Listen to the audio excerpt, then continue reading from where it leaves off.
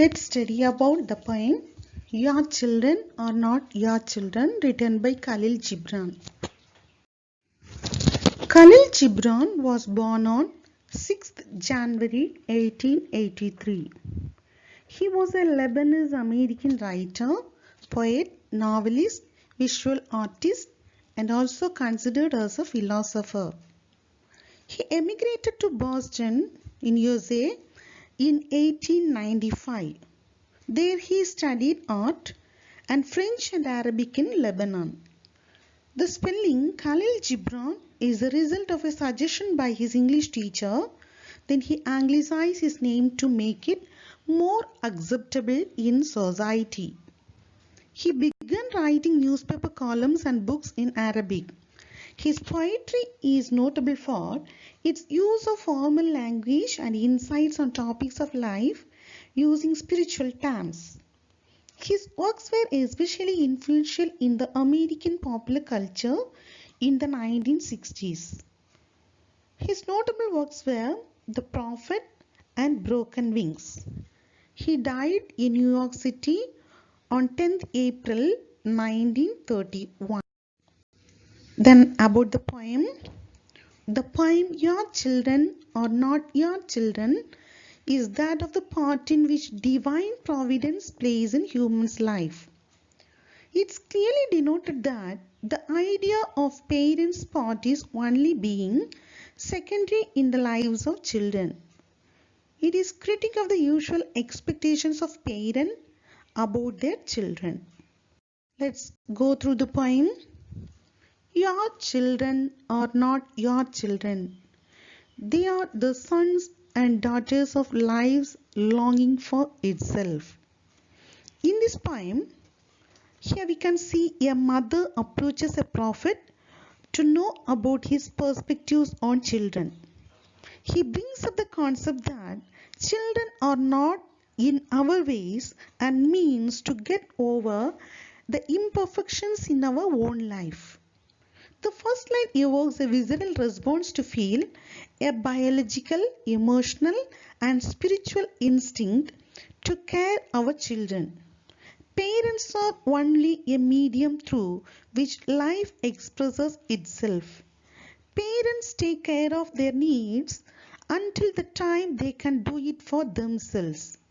But they are directed by Almighty God because they belong to tomorrow. God is a force greater than us who is responsible for our children. They come from you but not from you, and though they are with you, yet they belong not to you. Biologically, children have come from the parents for a purpose of their own. Parents were chosen by God to be the channel for this life, that is body, soul and spirit come into existence.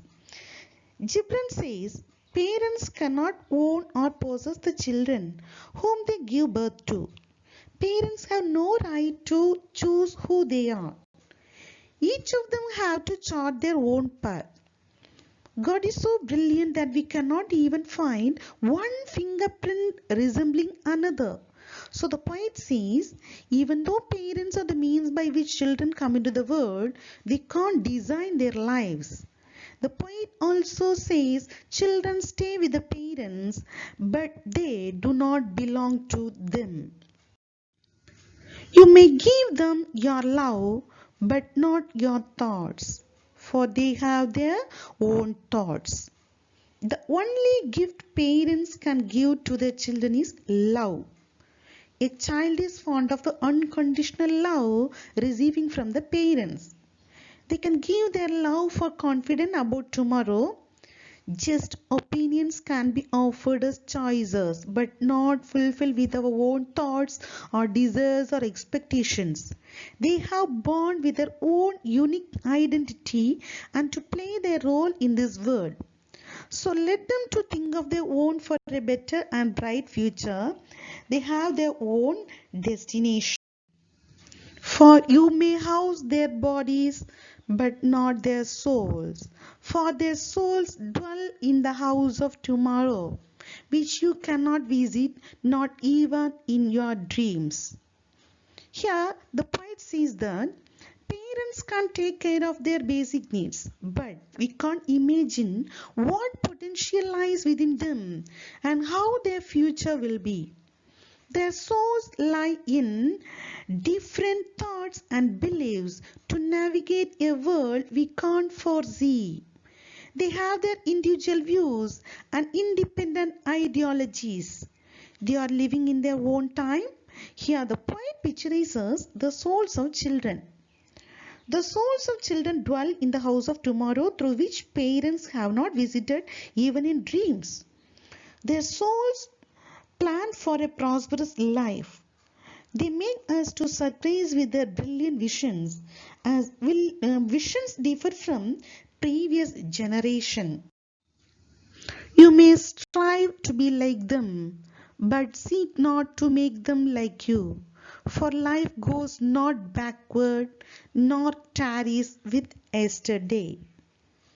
The poet says that instead of teaching them, we can try to learn from them and to be like them. Don't wish to divert them as we wish, because life can only be understood backward, but it must be lived forward. Life moves forward and doesn't delay with yesterday.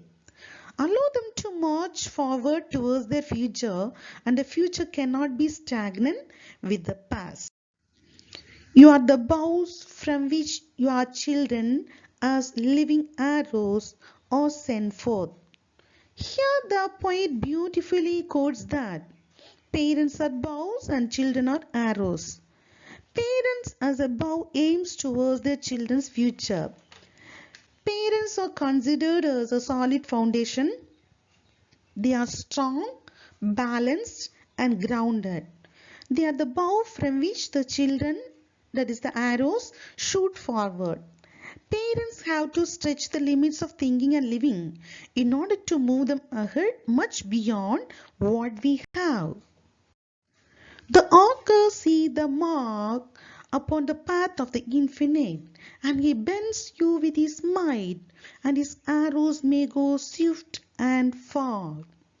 Here the poet refers God as an archer and his role in using the bow to send forth the arrows, that is, who are life itself. They were towards an infinite future. God sets his eyes upon the target, upon the endless path. Bending and stretching are painful, but God bends parent with his might so that the arrows will go swiftly or quickly to reach the destination. Let your bending in the archer's hand be for gladness. For even as he loves the arrow that flies, so he loves also the bow that is stable.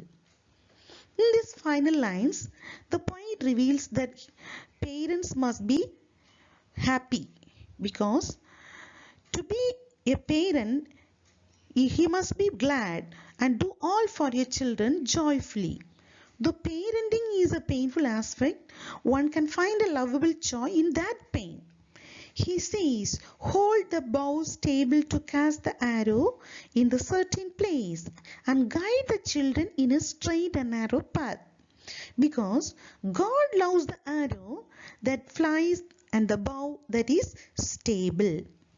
So through this poem, the poet gives a message to the parents that your children are not your children. Parents have to fulfill their basic needs and do not interfere in their lives, because God is the designer. Thank you.